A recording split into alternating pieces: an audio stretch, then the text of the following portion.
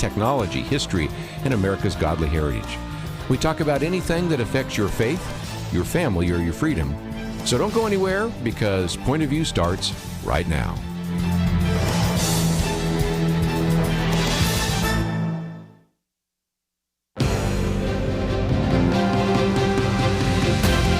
Across America, live, this is Point of View.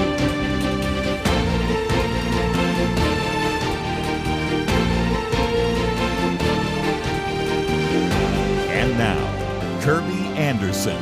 Thank you for joining me. It is the Tuesday edition of Point of View. First hour, we're going to be talking about a book that I think will be very helpful in your Christian growth. But second hour, we'll get into all sorts of issues in the news. First of all, if you had a little trouble with the internet today, well, that has to do with the fact that there's a major Cloudflare outage. That spike really reduced ability for some people to use certain things on the internet, everything from X, formerly known as Twitter, and Facebook. Those of you that maybe use ChatGPT noticed that, and so we might talk about that a little bit later. But if you've had a little trouble with the internet, well, that's the reason for that. The next hour, we're going to have a vote today in Congress about the Epstein files, and so I've posted 2 articles we'll talk about. Haven't really talked about it much in the past, but since that's kind of in the news today, I think you will benefit from some of the articles that we will post and try to talk about briefly in that regard. And then we'll get into some other issues as well, what's going on around the country, and I think you will appreciate that conversation.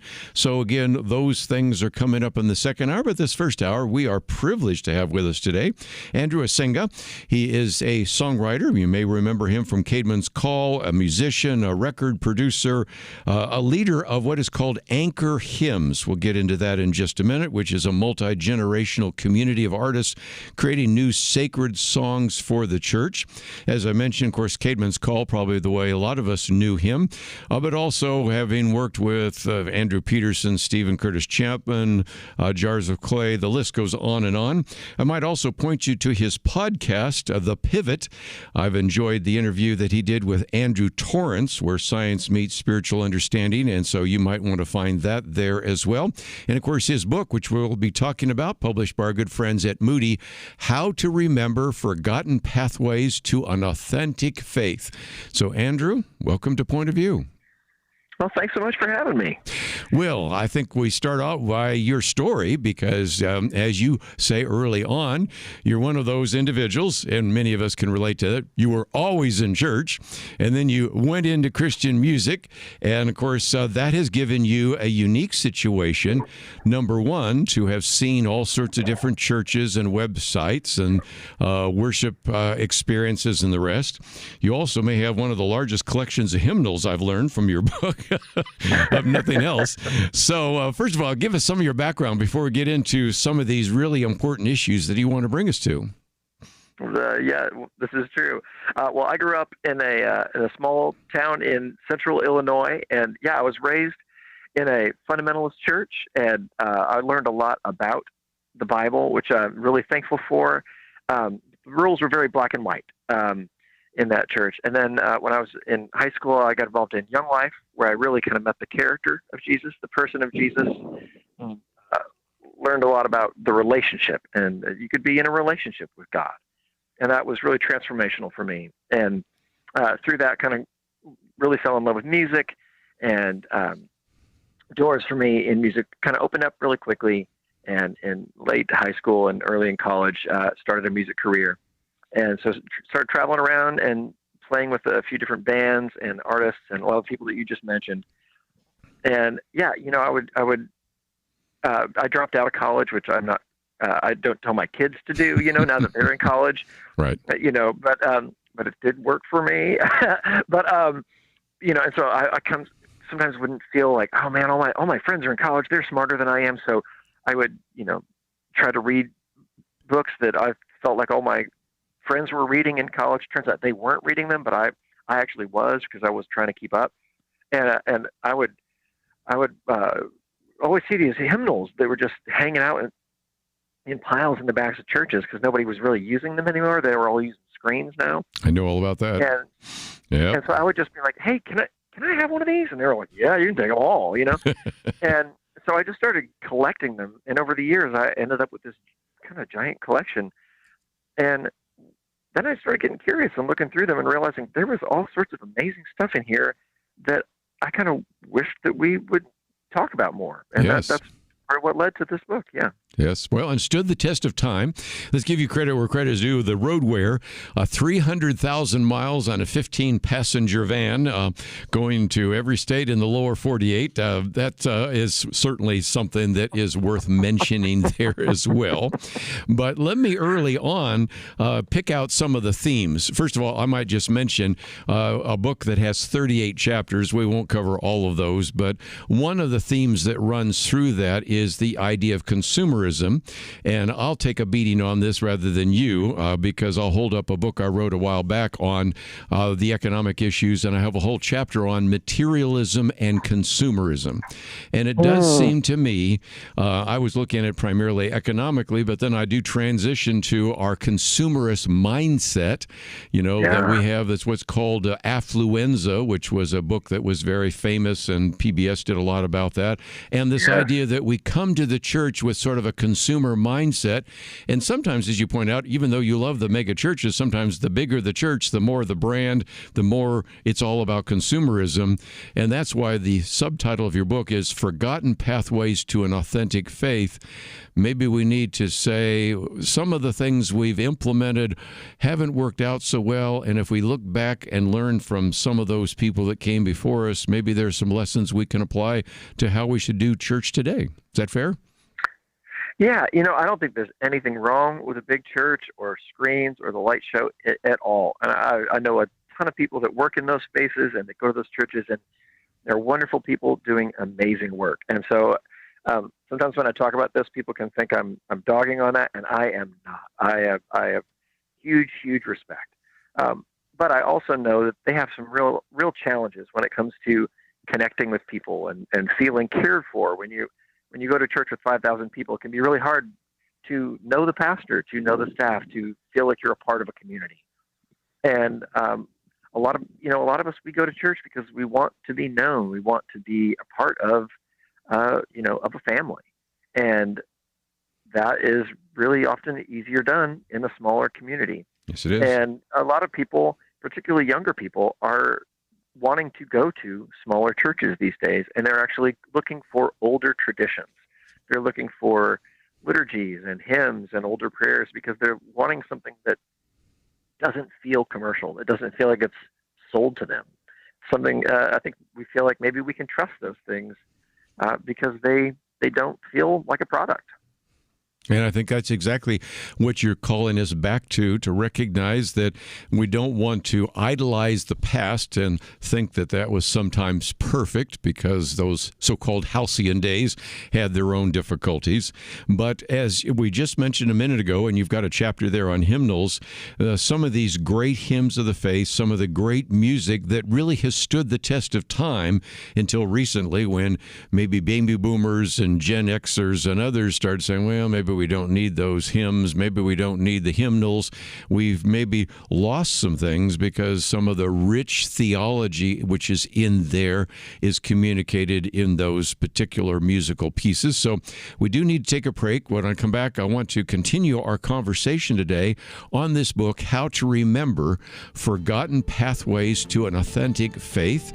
Andrew Osenga is with us, and I think you will benefit greatly in your Christian walk from some of the insights he has in his book. We'll talk about those right after this.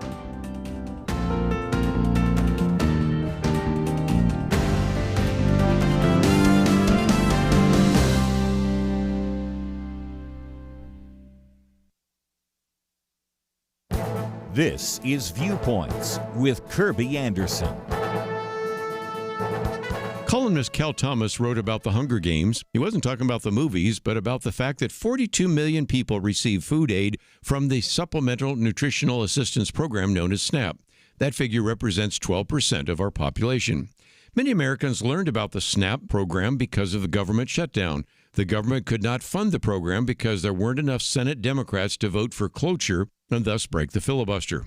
Cal Thomas suggests now would be a good time to ask why so many Americans seek food assistance.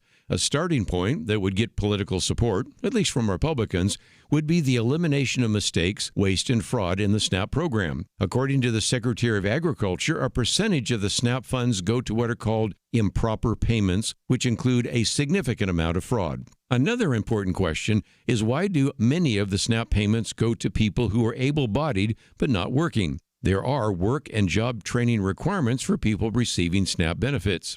He concludes that too many Americans believe they are entitled to other people's money and that it is the government's responsibility to take care of every citizen, and some non-citizens, from cradle to grave.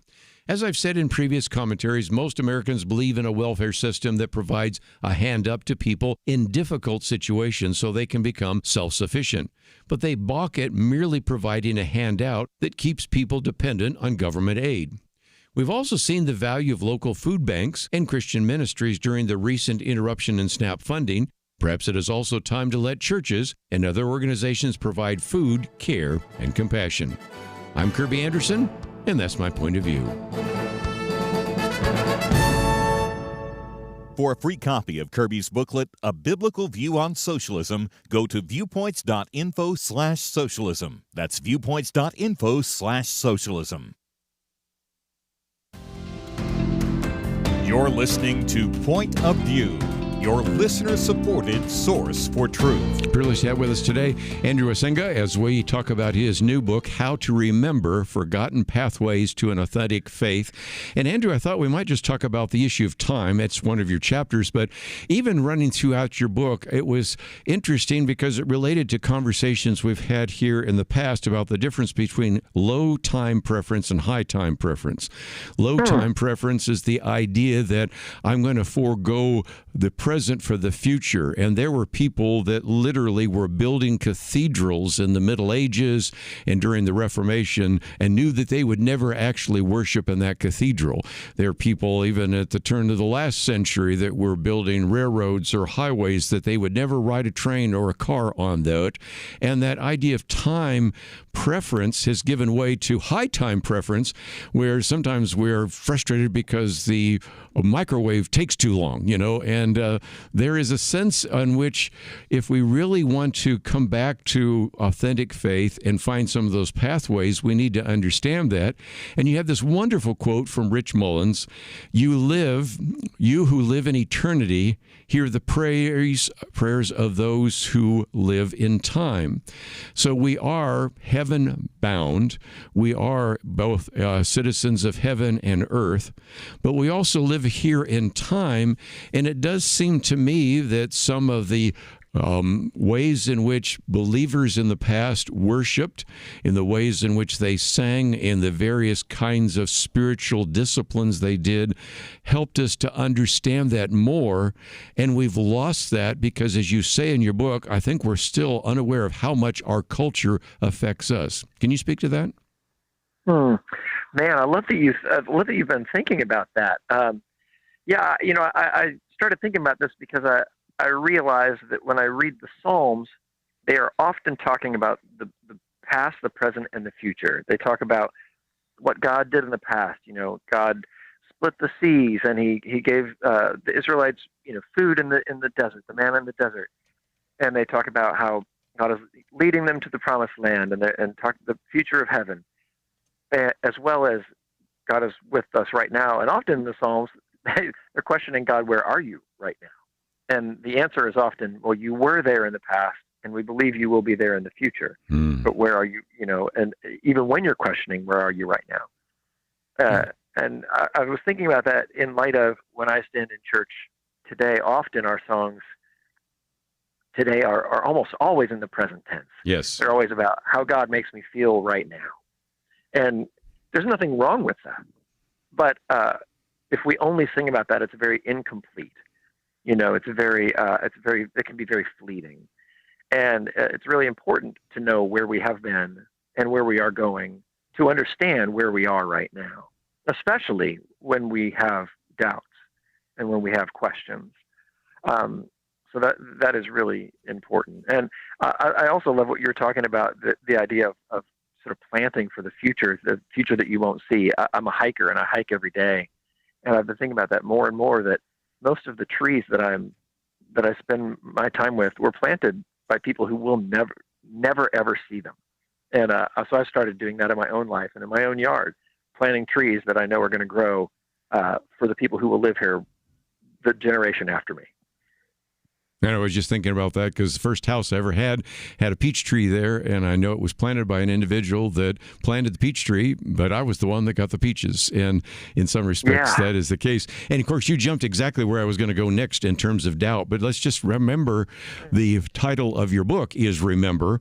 And I understand that the word remember appears in the Bible 1,200 times. Now, Andrew, I can't say I added all those up, but I'll trust the people that have the Logos software.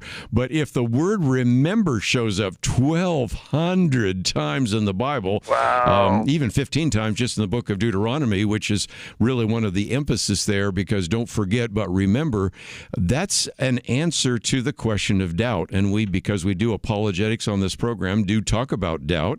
And one aspect of doubt is to say, where are you right now? But I think you just answered the question. Maybe I don't see you or feel you right now, God, but I can remember when you were there in the past. Is that fair?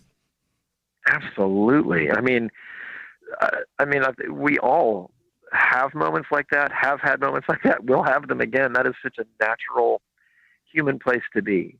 And I love that the Bible shows us characters who doubt all throughout the Bible, the Old Testament, the New Testament. Jesus' own dear friends are doubters.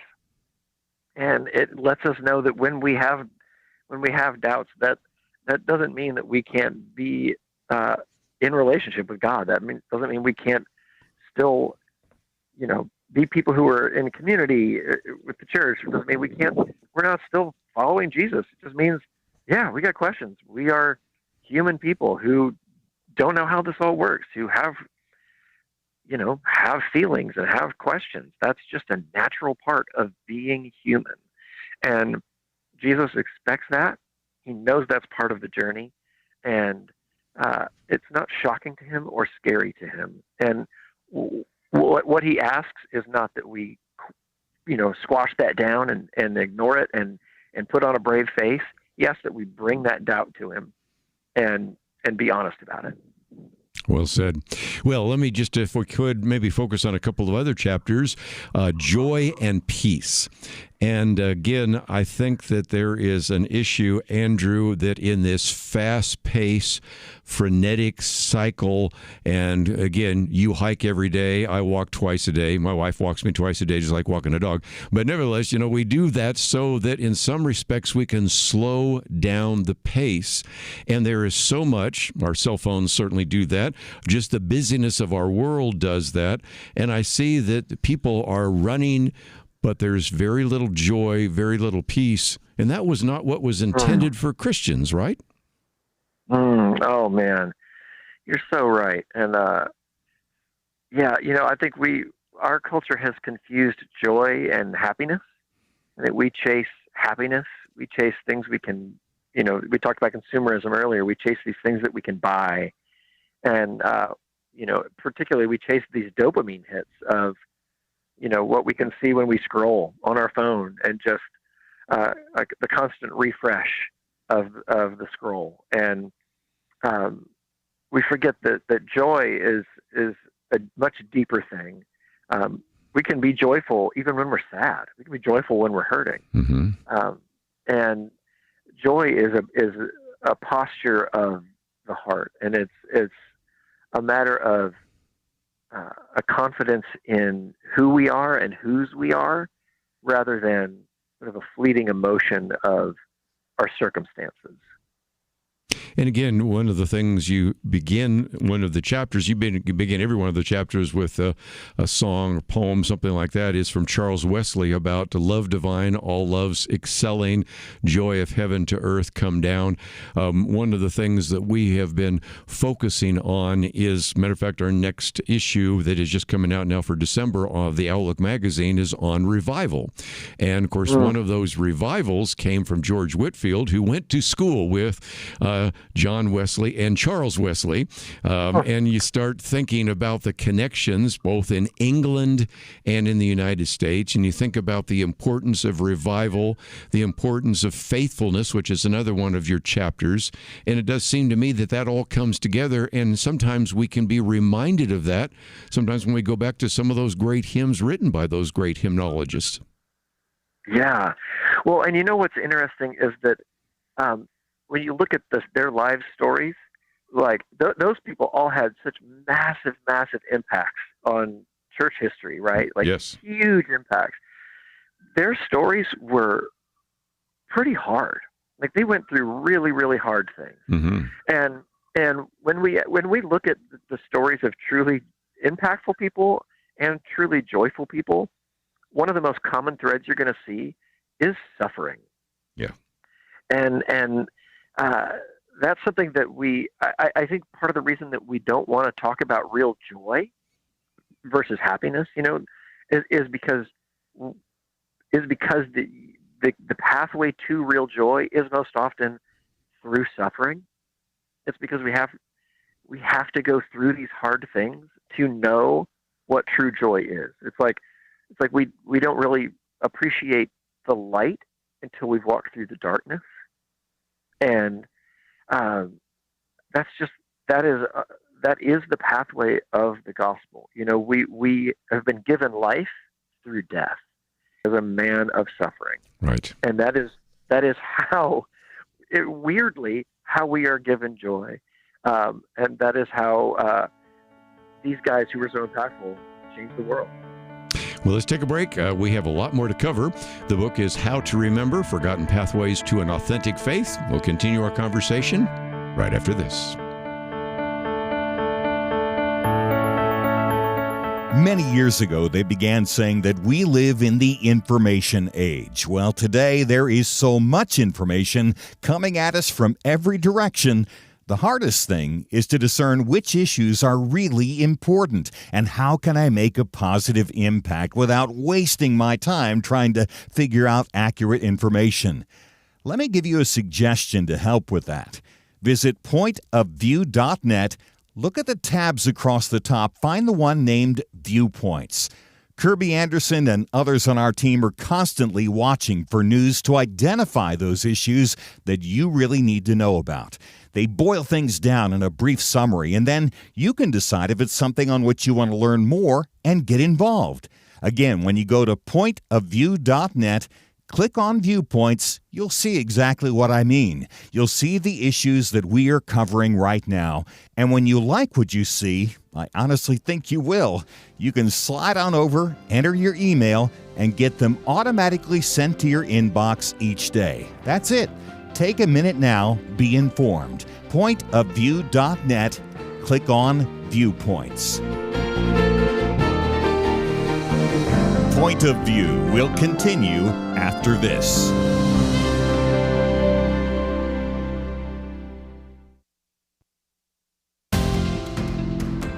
You are listening to Point of View. The opinions expressed on Point of View do not necessarily reflect the views of the management or staff of this station. And now, here again, is Kerby Anderson. Continue our conversation today with Andrew Osenga when we talk about his book, How to Remember: Forgotten Pathways to an Authentic Faith. If you go to our website, pointofview.net, you'll see, first of all, we have a link to his website, andrewosenga.com, and there's a lot, Andrew, there where people can follow you and learn a little bit more, listen to even some of your music, as well as, of course, there's a place where people can learn about your book and how to begin to understand some of the issues that we're talking about. And of course, they can order it there. Of course, we also have a link so that people can find it. They might be able to find it in a local bookstore. It's been out now about a month or so, but if you are trying to find it, can't, you can get it in paperback or Kindle. And that information is there. And anything else on your website we might point people to? Oh, well, I've got a Substack where Yes. I write just about every week about sort of faith and culture and art and music, all sorts of stuff. Yeah. Well, and I would recommend your podcast, too. And I think you redid your podcast, if I remember right. So, matter of fact, let me just say for a second, I enjoyed the conversation you had with Andrew Torrance, and an individual. There's a bright individual, right? Oh, my gosh, that guy's brilliant. Holy cow. Yes. But, it was interesting as two intellectual guys interacting. If I can summarize one part of the interview, which is a wide-ranging interview. I mean, how many people say my interviews are wide-ranging, but I mean, one minute you're talking about Soren Kierkegaard or Karl Barth, the next minute you're talking about surfing, next minute you're talking about music, next minute you're talking about personhood. Anyway, but if there is a summary, it relates to your book, and that is, he says, we'd be a lot better if we would just go back and look at Jesus. There are sometimes when our denominational barriers and even walls, sometimes our worship wars and things of that have kept us from really seeing the clear gospel, don't you think? Yeah. Oh, that is so true. That is so true. I thought he did such an excellent job of just sort of summarizing that. He's a Scottish professor of science and technology and theology, which was it's just like, oh my gosh, you are so smart about so many things. And he surfs every day off the coast of Scotland, which just sounds funny? Like the coolest thing on earth. And he's just lurking too. It's like, it's unfair that you could do all those things at once. But yeah, to have done all that study and learned all these things and looked all those different places, and at the end, it all comes back to the person of Jesus, and sort of looked under all these rocks, and that's what you find is, it comes back to this person and what he teaches and who he is, and that's sort of what it's all about. Well, let's, if we can, just pick out a few other chapters. One of those, which I thought was very interesting, was righteousness and justice. And you've already heard me mention that, of course, we have an article coming out, actually a whole magazine coming out on revival. And yet I've been struck by the fact that sometimes we have spiritual experiences, but it doesn't really make a difference in the world. I mean, we had a first great awakening, a second great awakening. Slavery remained legal through both, although I'll give partial credit to the second great awakening, which at least spawned the abolition movement. And here you're again talking about the fact that, we can be singing and we can be praising the Lord, but we also need to, as you say, deal with righteousness, justice, trust, and judgment. Those are words we don't hear as often in a particular sermon, and yet you focus some time and attention on that in your book. Yeah, well, that's a thing that I started to recognize when I was looking through all these old hymnals and saw that they are full of songs that talk about righteousness and justice, and we do not sing those songs a lot in our church. I think that's language that we are uncomfortable with. I am uncomfortable with it. I will be fully honest about that. I'm uncomfortable with that language. I'm touchy-feely. I'm a dad of daughters. I like hugs and words, and that our culture does not like that kind of black and white thinking, which is what it can feel like, right? But when you start looking at what that really means in light of the gospel, like it is not this sort of hellfire, Old Testament, like what we can kind of think of as God is just throwing everybody into the lake of fire. It's what it is it's God is protecting his people. Mm-hmm. And God is saying, no, there are things that are right and true and good, and there are things that are not. And that when there is evil in the world, we call it out as evil. And we say, no, we have to put a stop to these things that are evil. And we have to protect what is good. We have to protect the innocent people. We have to protect the oppressed. We have to protect those that are marginalized. We have to protect the widows and the orphans, and that, as the Bible tells us, the immigrants, and all the people, what the Bible tells us over and over and over and over, and the poor, and like the Bible says that on almost every page, and that's what righteousness and justice looks like, and so the church has always historically sung about that, and we don't to our detriment. Yes, and I'm so glad you included that. And speaking of including, of course, a lot of your book is about suffering, doubt, time, grace, mercy, whatever it might be. But you have a set of honorable mentions in which you say, when I look at the hymnals on my shelf or even Sunday morning, there are some things that aren't really prevalent there. And I thought we might just mention those because you have a section there on the songs of Exodus, the stories of Jesus, and the songs of Scripture. And even though that's a relatively short section, I thought we would do justice to mention those, if you will, honorable mentions. Yeah, I mean, there's so many other kinds of hymns I wanted to write about, and I could write 10 more books, but those are ones that I felt particularly called to talk about, particularly songs of Exodus. This is something that I think more and more I want us to be singing about as a culture. I think we can feel really comfortable here as Americans. I've got air conditioning. My car has cruise control. We use airplanes, and we have drive-through and Wi-Fi. And I think sometimes I'm not longing for heaven, and because I'm just pretty comfortable here. I've got aspirin, and there is something about when you look at the Bible and you look at writings from other generations, and you realize that there was this awareness that this existence was not permanent. This is a temporary place. Yes. And that our primary citizenship is not America or Sweden or Mexico or Italy, wherever you are, right? Your primary residence is the kingdom of God. And that changes the way we live. That changes the way we think. It changes the way we treat our neighbor and our enemy.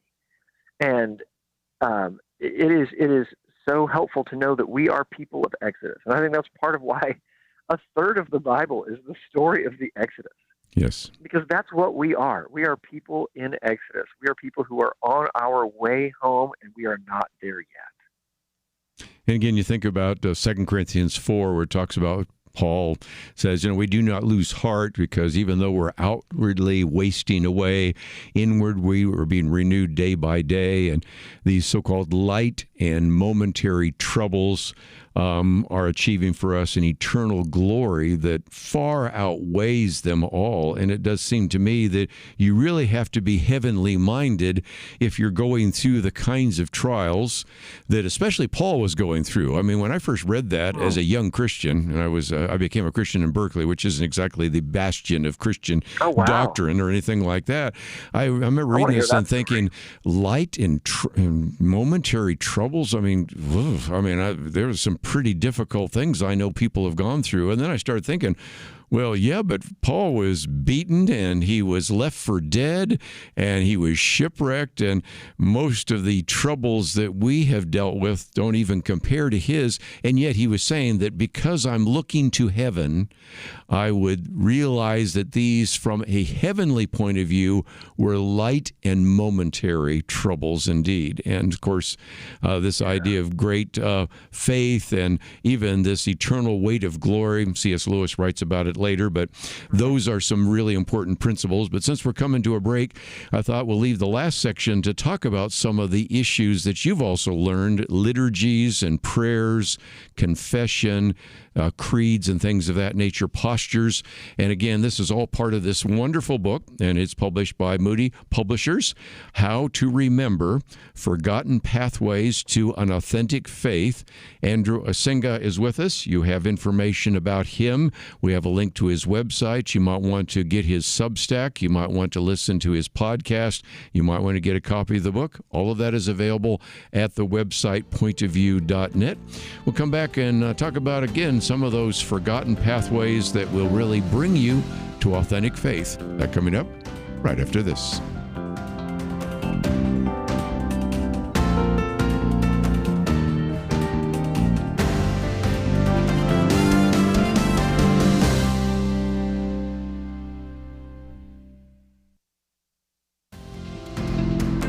You're listening to Point of View, your listener-supported source for truth. Back for a few more minutes as we talk about how to remember forgotten pathways to an authentic faith. And Andrew, I thought we might just focus on some of these ancient practices.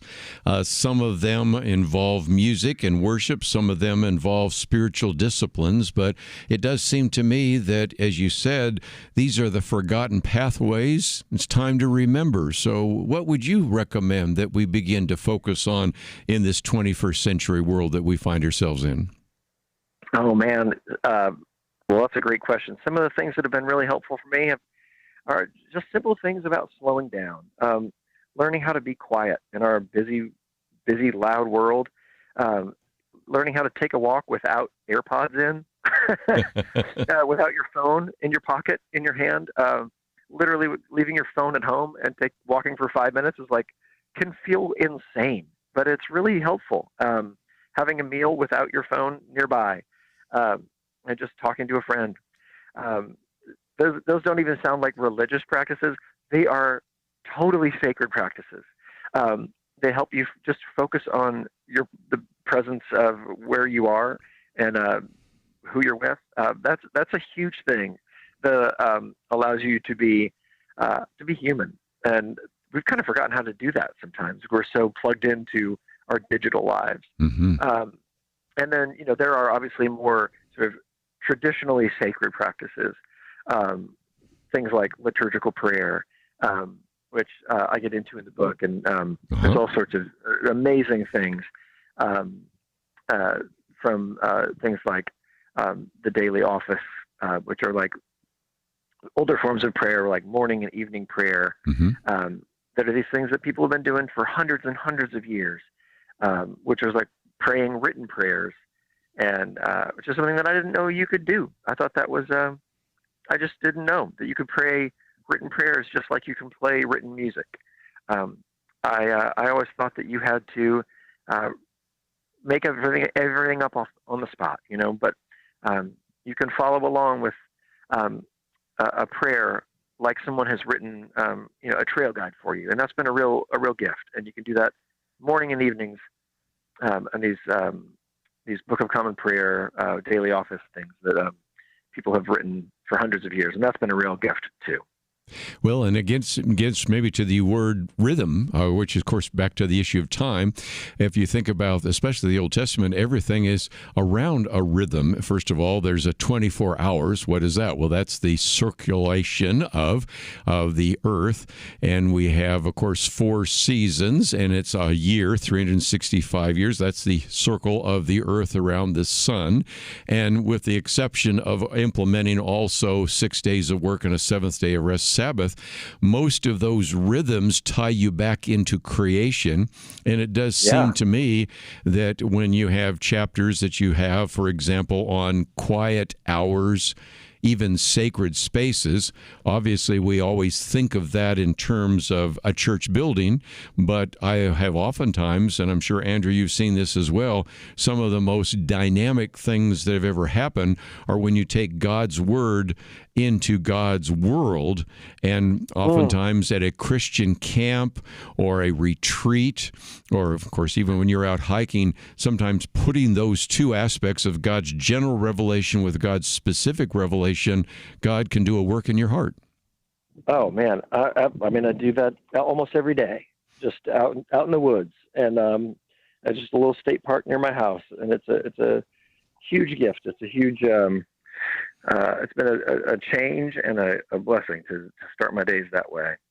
And I walk every morning for about an hour around this lake, sometimes with friends, sometimes by myself. And to have a few moments to just pray out there and read the scripture out there has been transformational for me. It's so different to do it out in nature than it is to do it, laying in bed or even sitting on my couch, to just feel the breeze, see a deer. Like, oh my gosh, it's like, oh, this is amazing. This is so wild.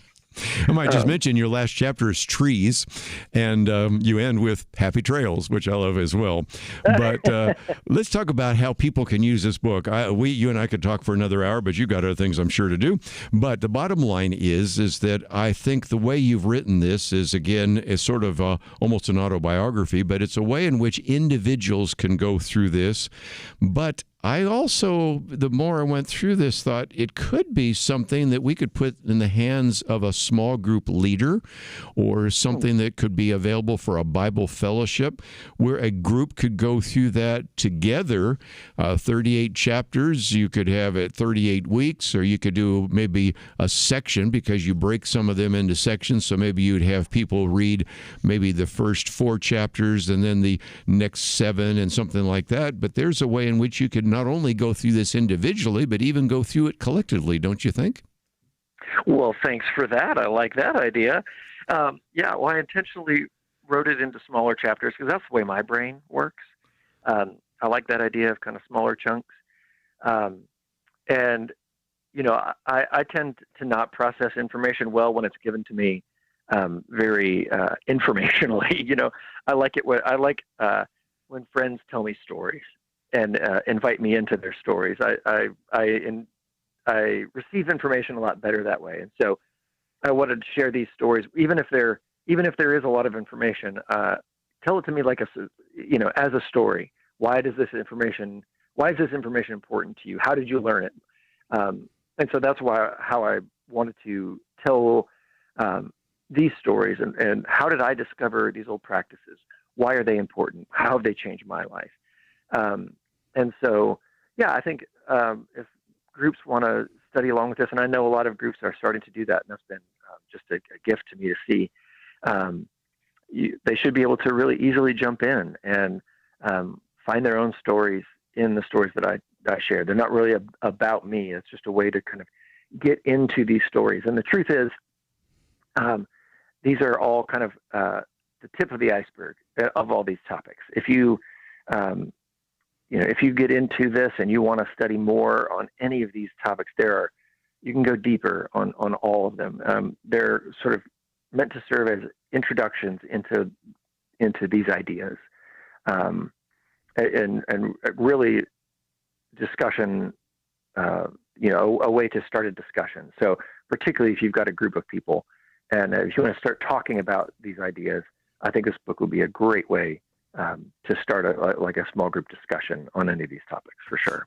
Again, the book is entitled How to Remember Forgotten Pathways to an Authentic Faith. And Andrew, first of all, thank you for writing the book, and thank you for giving us an hour today to discuss it.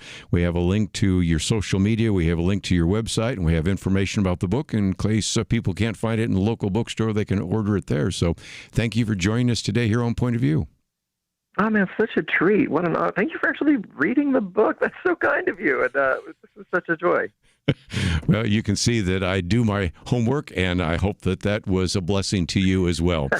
Let's, if we can, let Andrew go on with his busy day. I'm sure he's got quite a bit going on. And again, you can find out more about that on the website, our Anchor Hymns, and a variety of others. We come back, I've postponed it long enough. Jeffrey Epstein, the Epstein files, what do we know? What's going to happen? We'll get into that and a variety of other issues. And I kind of rather have spent the second hour with this book as well, but it's what's in the news, and we talk about this every day. So we'll get into some of the topics that are very important to you and your family. If you'd like to know more, go to the website pointofview.net. You can find out about this book, and you can find many of the articles I've posted for you to read. So let's take a break.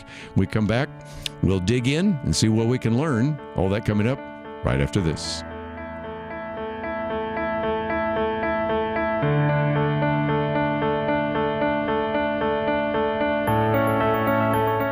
The Bible tells us not to worry, and yet there is a lot of worrying stuff in our world today. Thankfully, the Bible doesn't stop at telling us not to worry. God gives us a next step. He says we need to pray. But sometimes even knowing what to pray can be difficult. And that is why Point of View has relaunched our Pray for America movement, a series of weekly emails to guide you in prayer for our nation.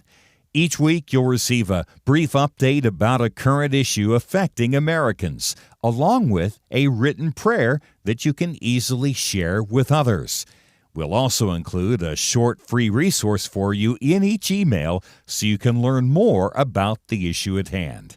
Will you commit to pray for America? Go to pointofview.net. Click on the Pray for America banner at the top of the page to subscribe. Again, that's pointofview.net. Click on the Pray for America banner. Let's pray together for God to make a difference in America. Point of View will continue after this.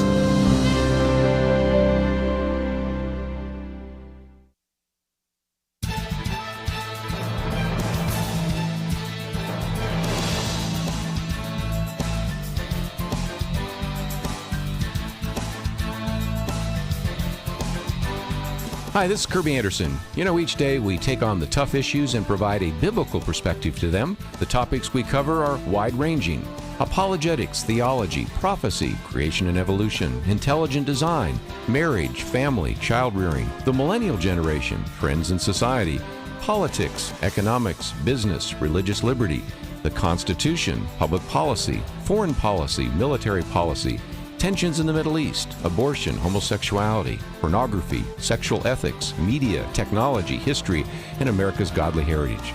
We talk about anything that affects your faith, your family, or your freedom. So don't go anywhere, because Point of View continues right now.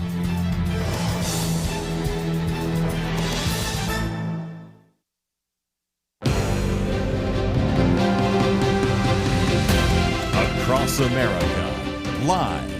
This is Point of View.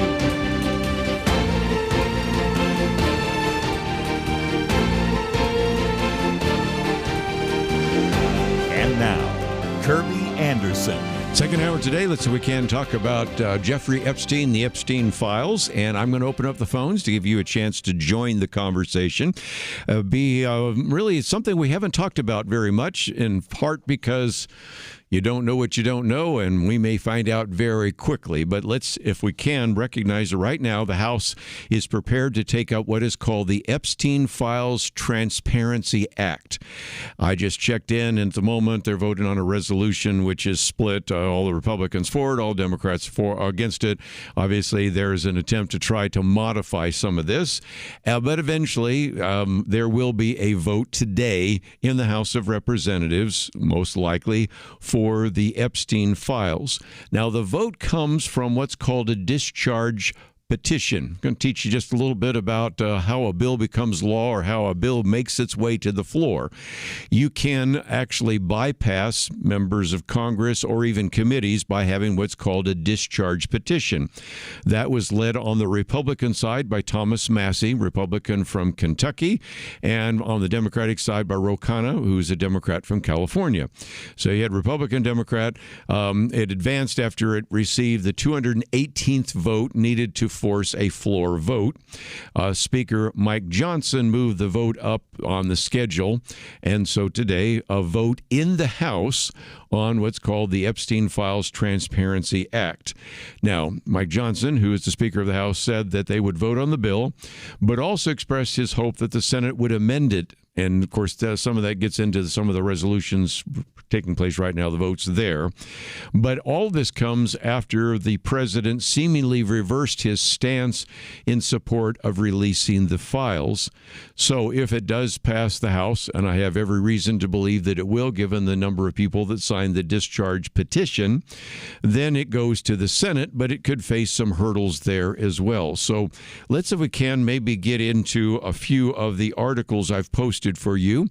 If you'd like to join the conversation, maybe you have some thoughts about the Epstein files, I would love to hear from you. 1-800-351-1212. We've opened up the phones to give you a chance to express your opinion about the Epstein files. But the first article is from our good friend Tony Perkins, in which he said the Epstein storm that won't blow over. And he starts out by saying, you ever been with some individuals that say, well, the storm will blow over? And most storms do. This one has not. A poll taken just before Congress took its August break found that nearly 70% of Americans believe the administration is hiding information. And only 17% approve of how the administration has handled the case. I'd love to know who the 17% are, because let's just face it, we've talked about the Attorney General Pam Bondi and others. Matter of fact, there's even a suggestion right now that because of security reasons, they may have to scrub some of the files. So there's just a lot that are swirling around here. But nevertheless, Tony Perkins reminds us that the White House and its Republican allies may have hoped the storm over the Epstein files would blow over when Congress adjourned. We, of course, saw that that did not happen based upon that poll that took place. And they even left town a week and a half early to avoid this bipartisan discharge petition, which, of course, you've now heard me mention. They finally got that requisite 218th signature, and so it's on the floor to be discussed. And so in some respects, Tony Perkins argues something that I have wanted to argue from the beginning, but I've waited till we know more, and that is the only way to prevent a political storm from becoming a political disaster is what? Transparency. And he reminds us that a Watergate, those of us that are older that lived through Watergate, sometimes they said the worst part was not the break-in, it was the cover-up. Sometimes the cover-up was worse than the crime, and that could be part of the problem here. Which brings me to, okay, why the change of heart from Donald Trump? And Matt Vespa put it this way. He said, the drama over the Epstein files is going to end soon. Why? Because it no longer faces the White House staunch opposition. President Trump greenlit the release of all the files, and of course they're going to be voted on today.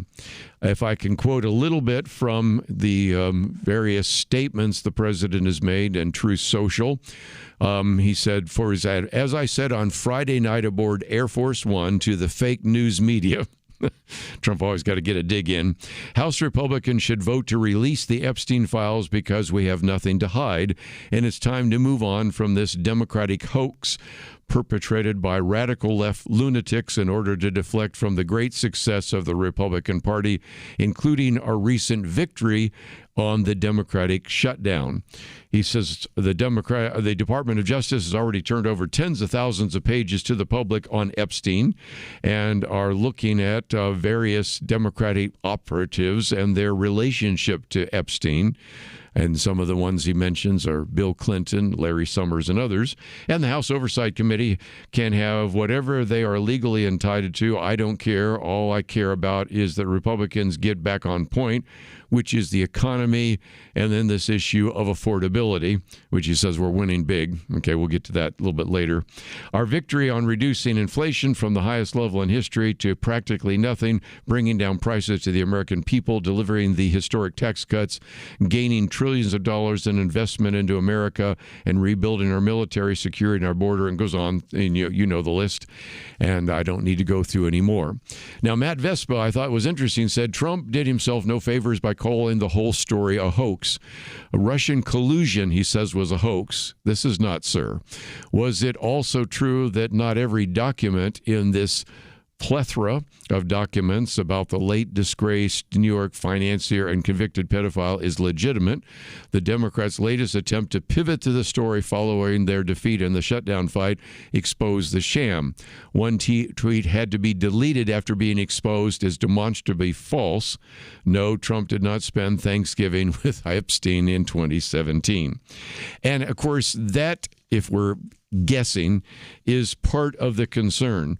Why would Mike Johnson, why would Donald Trump, why would a lot of people care about having transparency if it doesn't affect Donald Trump or even people in the White House? And the issue that some people have raised is there are a number of documents there that are not verified. They, a matter of fact, are not substantiated at all. And so it is possible that some individuals and names get mentioned next to Jeffrey Epstein, and they have done nothing illegal, nothing criminal, nothing immoral, but their name gets mentioned.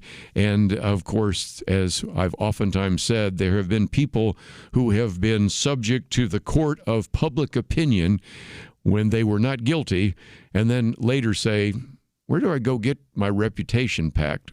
So there is some possibility of that, but nevertheless, the attempt is, with this vote that is taking place today, is to actually have a final up or down vote, and I'm sure it's going to be an up vote, on the Epstein Files Transparency Act.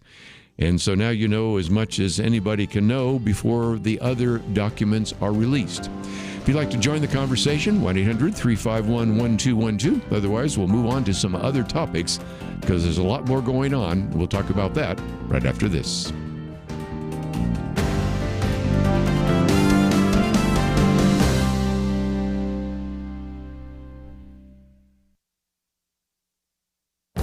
This is Viewpoints with Kerby Anderson. Columnist Cal Thomas wrote about the Hunger Games. He wasn't talking about the movies, but about the fact that 42 million people receive food aid from the Supplemental Nutritional Assistance Program known as SNAP. That figure represents 12% of our population. Many Americans learned about the SNAP program because of the government shutdown. The government could not fund the program because there weren't enough Senate Democrats to vote for cloture and thus break the filibuster. Cal Thomas suggests now would be a good time to ask why so many Americans seek food assistance. A starting point that would get political support, at least from Republicans, would be the elimination of mistakes, waste, and fraud in the SNAP program. According to the Secretary of Agriculture, a percentage of the SNAP funds go to what are called improper payments, which include a significant amount of fraud. Another important question is why do many of the SNAP payments go to people who are able-bodied but not working? There are work and job training requirements for people receiving SNAP benefits. He concludes that too many Americans believe they are entitled to other people's money and that it is the government's responsibility to take care of every citizen, and some non-citizens, from cradle to grave. As I've said in previous commentaries, most Americans believe in a welfare system that provides a hand up to people in difficult situations so they can become self-sufficient. But they balk at merely providing a handout that keeps people dependent on government aid. We've also seen the value of local food banks and Christian ministries during the recent interruption in SNAP funding. Perhaps it is also time to let churches and other organizations provide food, care, and compassion. I'm Kerby Anderson, and that's my point of view. For a free copy of Kerby's booklet, A Biblical View on Socialism, go to viewpoints.info/socialism. That's viewpoints.info/socialism.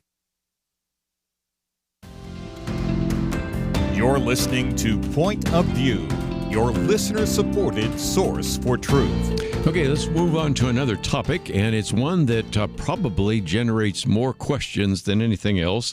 And the issue is summarized by, what happened to Tucker Carlson? That is the question that you hear quite often. And I think this piece that I have posted for you, it's our third article by Alan Joseph Bauer, is maybe helpful to at least understand what is going on. Now, I'm not going to try to be an amateur psychologist or anything like that, but we have the facts that we have before us. And as a matter of fact, we've talked about before the idea, even as I posted last week, a piece by Michael Brown on the truth about Christian Zionism, in which you've had individuals like Tucker Carlson saying, you know, I don't know about these Christian Zionists. They seem to have a brain virus and they're engaged in a Christian heresy. That's why I posted this piece by Dr. Michael Brown, because he answers both questions. Is Christian Zionism an oxymoron? No. Is Christian Zionism a heresy? No, it's not. But there is a bigger issue, and that is what has happened to the way in which Tucker Carlson, who many times has done some really outstanding interviews and uncovered some really important information, including some things about the Epstein files, which we just talked about a minute ago. And so Alan Joseph Bauer starts with his disclaimer. Like millions of others, I was a big fan of Tucker Carlson when he was on Fox News. Talks about getting to Jerusalem. He's Jewish, by the way, for morning prayers, and then wanting to see the latest monologue from this conservative pundit. So he starts with the idea that, look, I've appreciated what he's done over the years, but now Alan Joseph Bauer answers the same question everybody else is asking. Most people have asked the question, what happened to Tucker during the past 18 months? Again, I'm using his phrase, he has interviewed screwballs and losers. He rarely pushes back.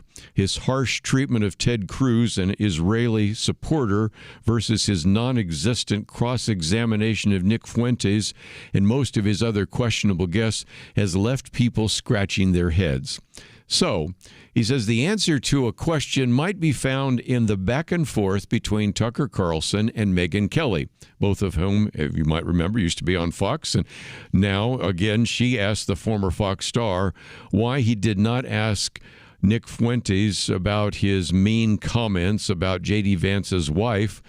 And interesting enough, Tucker Carlson, who gets along with Megyn, snapped back, "Oh, buzz off. You're not my editor. I'll give you his phone number. You can ask him," which was a little bit uncharacteristic, but okay. Anybody's allowed to be a little bit frustrated. And this is where Alan Joseph Bauer says, we now have our answer. Where they're at MSNBC or the Daily Caller or Fox, Tucker Carlson always had others on top of him with respect to content. If he wanted to interview a guy who had met 22 aliens in past years, his bosses at Fox would tell him to stick to the budget debate. Now he's on his own, and Carlson has a staff, but he's the boss. He can interview a nun with a mustache who claims that Israel is evil towards local Christians, while the latter say otherwise. He can bring on Nick Fuentes, who described himself on the show as a big fan of Stalin and had previously called Hitler cool. He can interview the Tate brothers for hours and side with them on legal issues without once interviewing women who worked with them or the legal authorities behind the indictments against them. Tucker hosted a historian who said that Churchill was a real bad guy on World War II and that Hitler simply ran out of food and thus could not feed those poor Jews who all died. I believe we are seeing the real Tucker Carlson now, and that the version that we all watched and enjoyed on Fox was carefully controlled and kept in mind. You can agree or disagree, but that's the analysis from Alan Joseph Bauer. We're only on to page 2, and it's got 4 pages, so let me continue.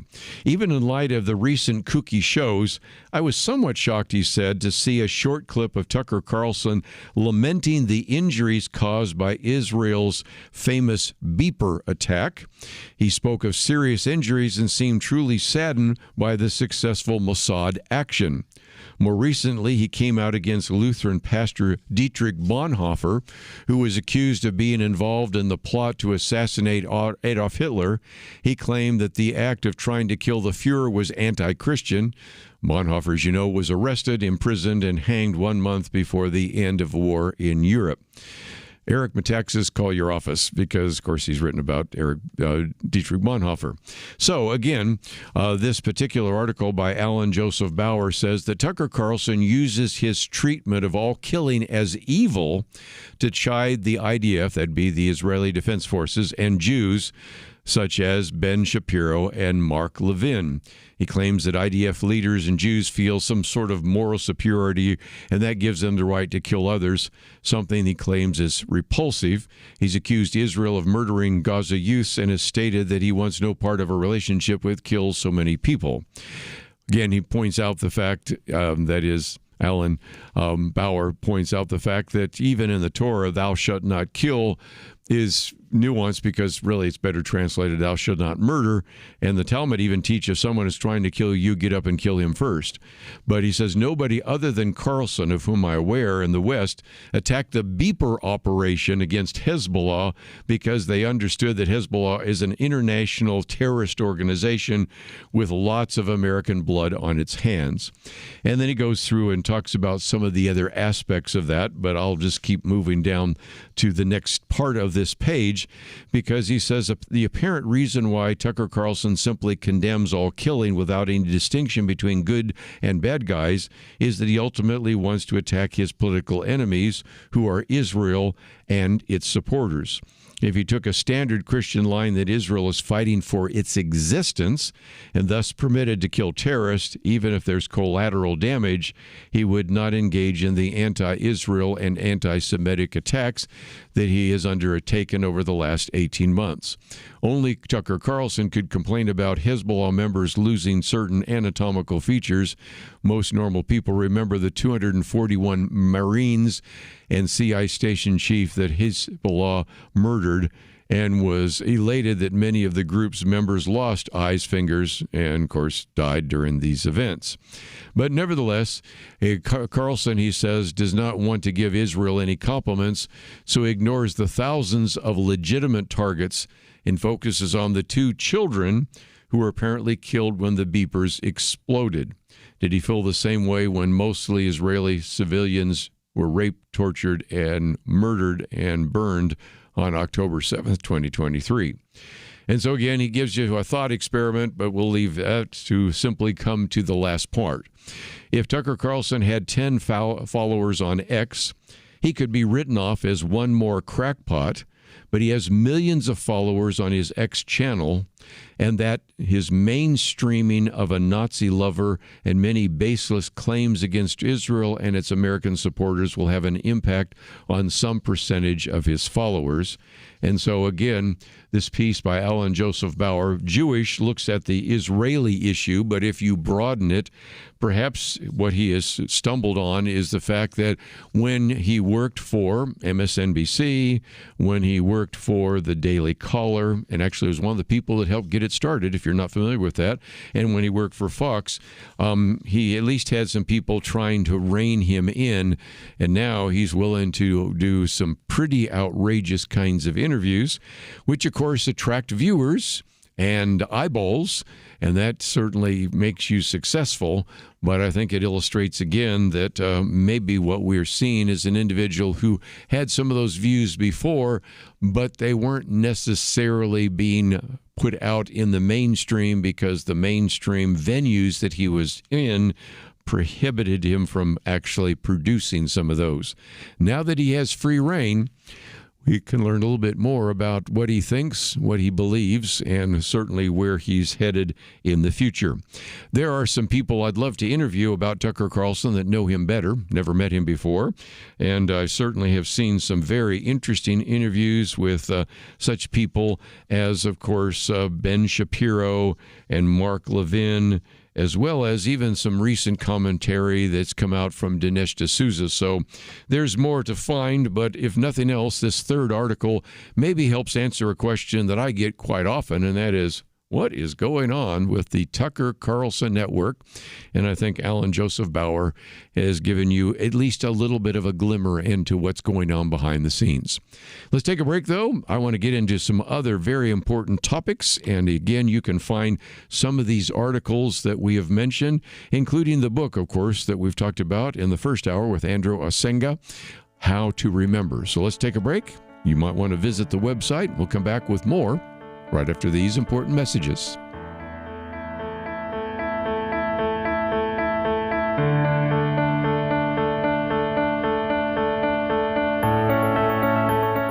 It almost seems like we live in a different world from many people in positions of authority. They say men can be women and women men. People are prosecuted differently or not at all, depending on their politics. Criminals are more valued and rewarded than law-abiding citizens. It's so overwhelming, so demoralizing. You feel like giving up. But we can't. We shouldn't. We must not. As Winston Churchill said to Britain in the darkest days of World War II, never give in, never give in, never, never, never, never yield to force, never yield to the apparently overwhelming might of the enemy. And that's what we say to you today. This is not a time to give in, but to step up and join Point of View in providing clarity in the chaos. We can't do it alone, but together, with God's help, we will overcome the darkness. Invest in biblical clarity today at pointofview.net or call 1-800-347-5151. Pointofview.net and 800-347-5151. Point of View will continue after this.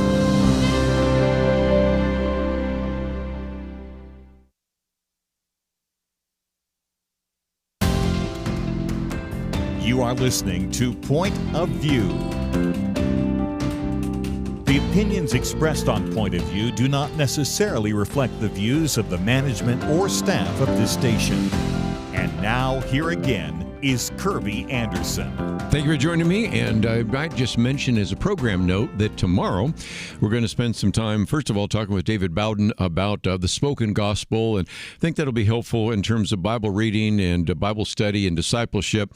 And then we're going to go to our good friend Jerry Newcomb, who's going to talk about the pilgrims and some of the lessons we can learn and some things that we would like to share with you this week so that maybe you could use some of them around the Thanksgiving table next week. By the way, we will make available again the Thanksgiving quiz like we always have in case you would like to use that and other resources that should be helpful to you. So that all is going to be for tomorrow. We'll get back into some of the issues in the news and we'll find out a little bit more about the vote on the Epstein files and a variety of other topics. But let me also real quickly mention that my commentary today has the provocative title Hunger Games, but the bottom line is it's not about the movie. It's about the fact that Cal Thomas, and we talked about this the other day, was reflecting on the fact that we have 42 million people that receive food aid from SNAP, the Supplemental Nutrition Assistance Program, oftentimes referred to as the food stamps. Well, that's more than 12% of the population. And, of course, we learned about SNAP and we heard about it because of the government shutdown, which fortunately didn't last too long and people weren't hurt. But Cal Thomas suggests that now that we're over the shutdown, he said, might be a good time to ask why so many people in America, richest country in the world just about, seek food assistance. And maybe the first thing would be to eliminate some of the mistakes, waste, and fraud. And in case you wonder about that, you have the Secretary of Agriculture. She just the other day talked about a very significant percentage of the SNAP funds go to what are called improper payments, and a significant amount of that is fraud. So let's work on that. But then also, Cal Thomas was saying, why is it we have SNAP payments going to so many people that are able-bodied but not working? If we were having a really tight job market, that's one thing, but we have all sorts of opportunities and open positions, some of which require degrees and skills, but many of which certainly could be something that would be available. And we have work training, job training requirements and things of that nature. So it's a good question. And the biggest question, of course, is near the end of my commentary. If indeed we, for a while, had to recognize that there might not be SNAP payments, guess who stepped up? Well, it was the local food banks. It was various Christian ministries. And that's why I said maybe it's time to really think about letting churches and organizations provide food and care and compassion, because all the government can really do is just give you funds. Give you money. And I'm not minimizing that, but sometimes people are poor because of bad habits and things that could be changed because of individuals getting involved with them, even people encouraging them, praying with them, and helping them make their way to the next step. So that's my commentary today called Hunger Games, and it's on the website at pointofview.net. Last two articles kind of come together. The first one is a commentary by J.T. Young, The Rise of City Leftists, Mamdani, Wilson, and the Democrats. And he said even before the swearing in, Seattle has given Zohran Mamdani his own mini-me. If you're not familiar, first of all, Zohran Mamdani, of course, is the mayor-elect of New York City, and he understandably has monopolized national media attention. He was, as we've already talked about before, a political neophyte, a self-declared Democratic socialist running for mayor of America's largest city. Of course, you know his agenda: free buses, government-built housing, government-run grocery stores, government-provided daycare, all paid for by someone else. It's all free for you, but somebody's got to pay for it. But beneath that, you also, on the other coast, have Katie Wilson, and she has now been elected as the mayor of Seattle, and her resume is perhaps even thinner than Zohran Mamdani's, if that's possible, and she has proposed all sorts of policies, one which is kind of interesting, to Trump-proof Seattle. And, of course, she also wants to have tax hikes through the ceiling, no less radical, and despite maybe less covered and less fleshed out. And she beat the incumbent mayor not once but twice, even in the open, nonpartisan August primary and then again in the general election.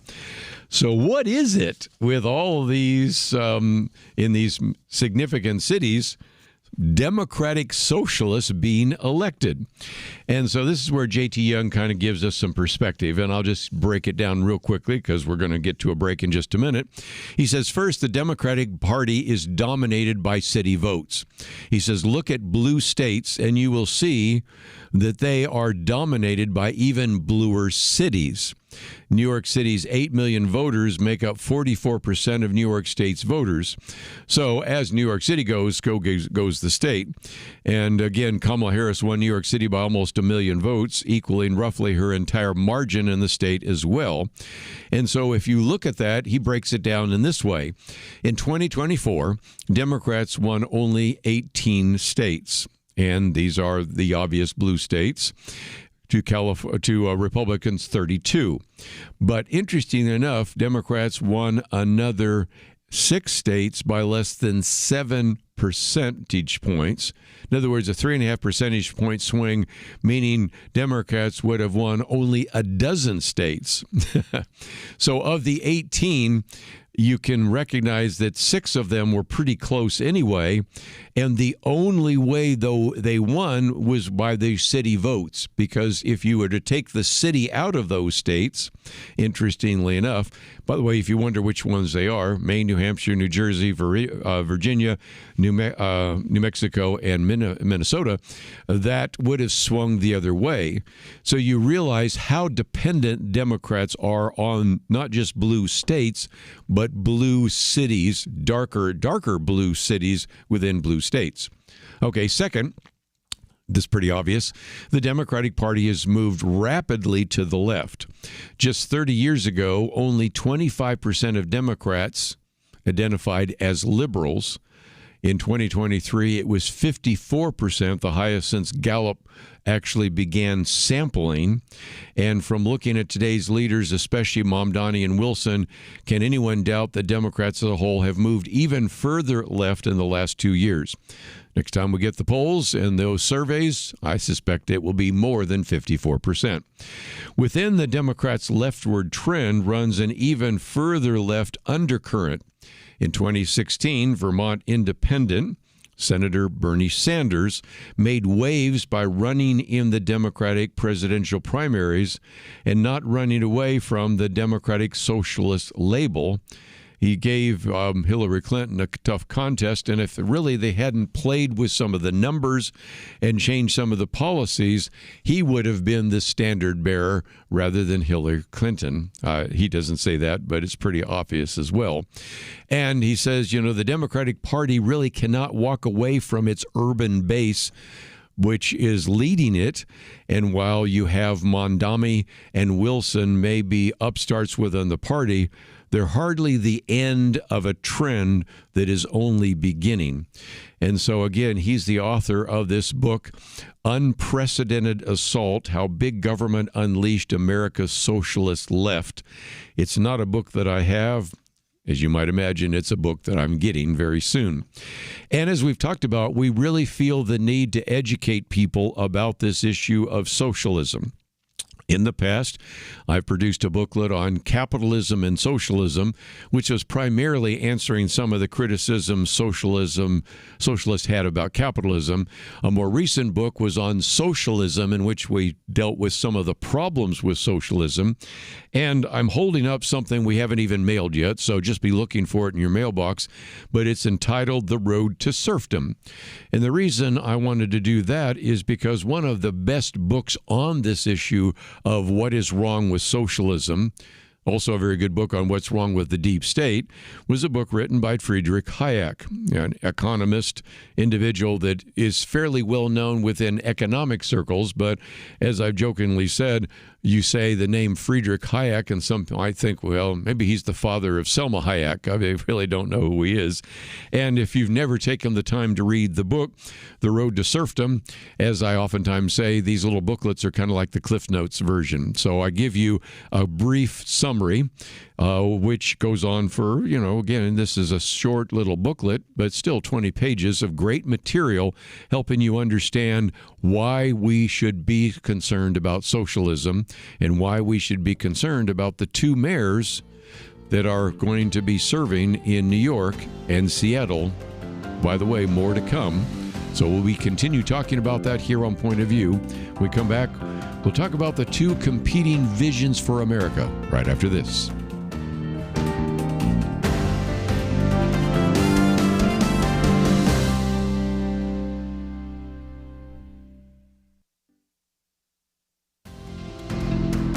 You're listening to Point of View, your listener-supported source for truth. Back for a few more minutes. Let me talk about some free material that I would love to get to you, so that if you would like to know more about this issue of socialism, or maybe next week you're going to have a young person coming back from college and they're just thrilled that we're electing socialists to some of these big cities, and they're just all into the idea of socialism, and you'd like to have some answers to some of their issues and questions.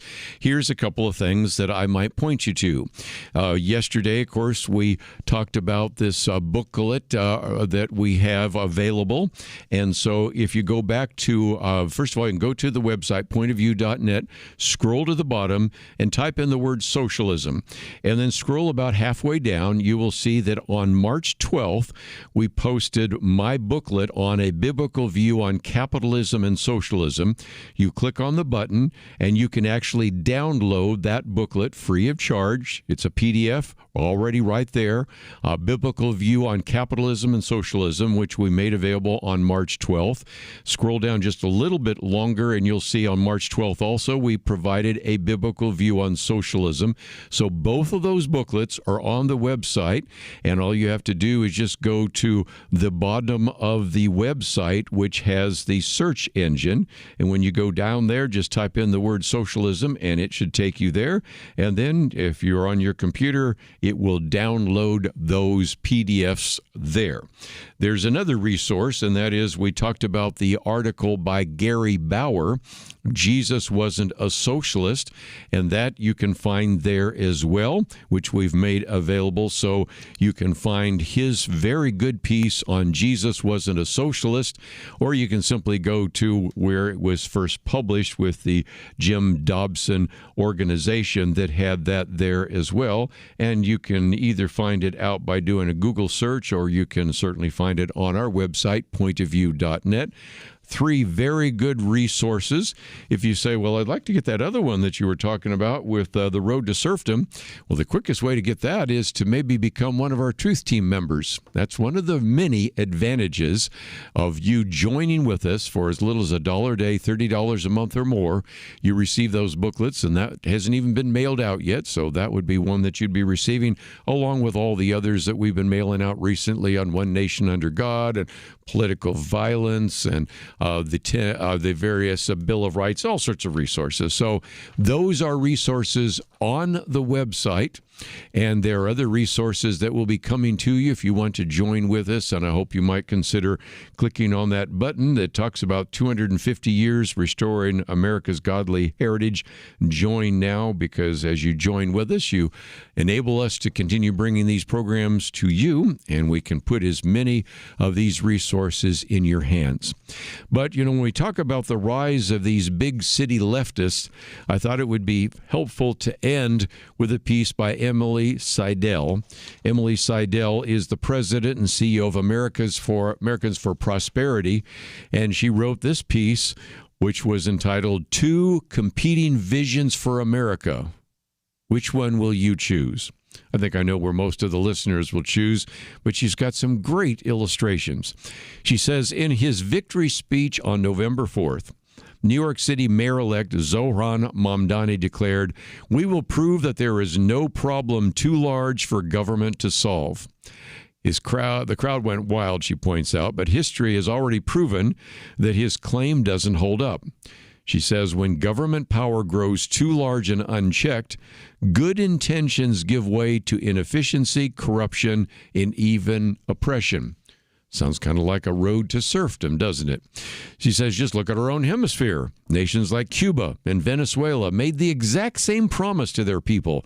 The government could fix every social and economic problem. Instead, they ended up with shortages, lost freedoms, and deep inequality. Because her argument is just the opposite.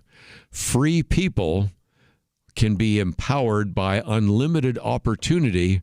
And so these are challenges. As a matter of fact, she said, I'd probably agree with Mr. Mamdani on many of the challenges facing this country. And so we might agree on what the challenges are, but we obviously disagree on how to answer those as well. But she says the problem and why we're seeing some of these individuals being elected is pretty simple. Polling shows that a decreasing number of Americans are proud to be Americans. You've heard my commentaries on that before.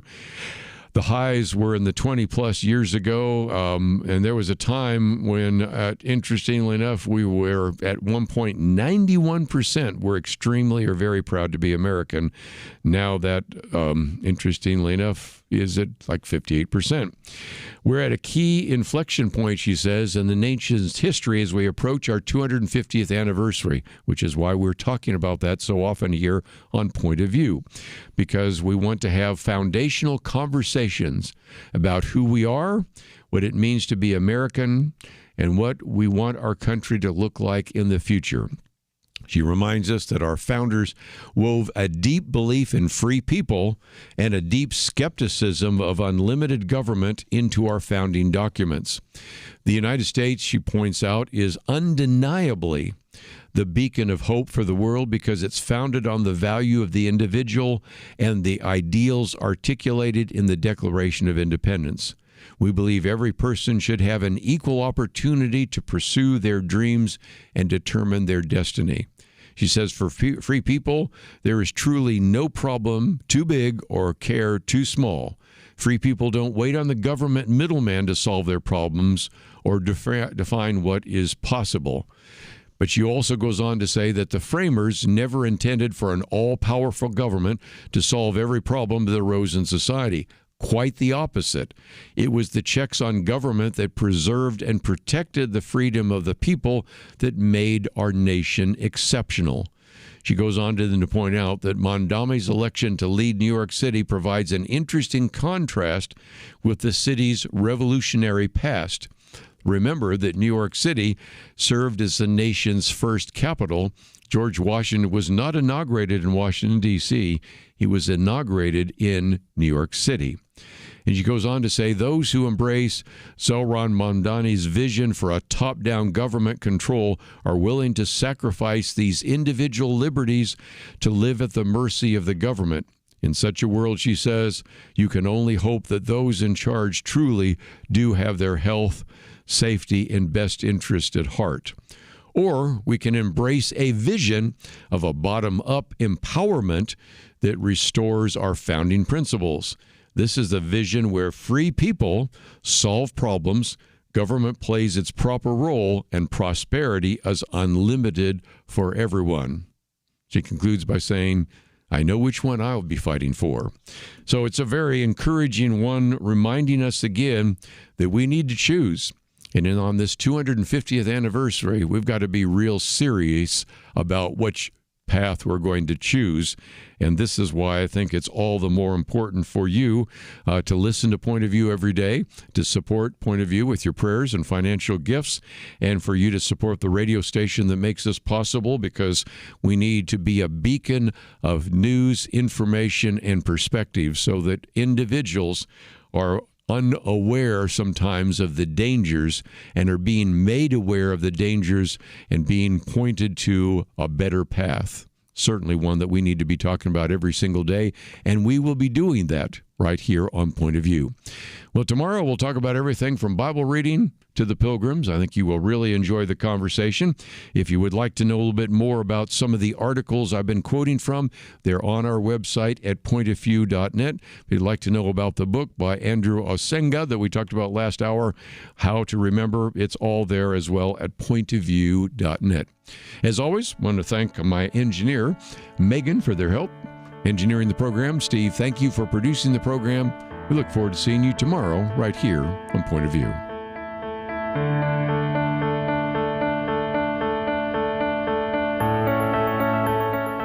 Where does moral truth come from? According to 58% of Americans, individuals determine moral truth. A quarter of Generation Z says society determines moral truth, and morality can even change over time. Only 42% of Americans believe that truth comes from God. I don't know about you, but I find these numbers extremely troubling. It really is a crisis of truth, and that crisis has consequences. Look at society. Evil is called good, good called evil. People with biblical beliefs are called bigots, or worse, they're canceled. But there is hope. The Bible promises the truth will set us free, and that's why Point of View is relentless in our commitment to the ultimate source of moral truth, God's Word. At Point of View, we know that God's truth is eternal, and if we stand together, we can help more Americans apply His truth in their daily life. Help Americans find truth again by giving at pointofview.net or call 1-800-347-5151. That's pointofview.net and 800-347-5151. Point of View is produced by Point of View Ministries.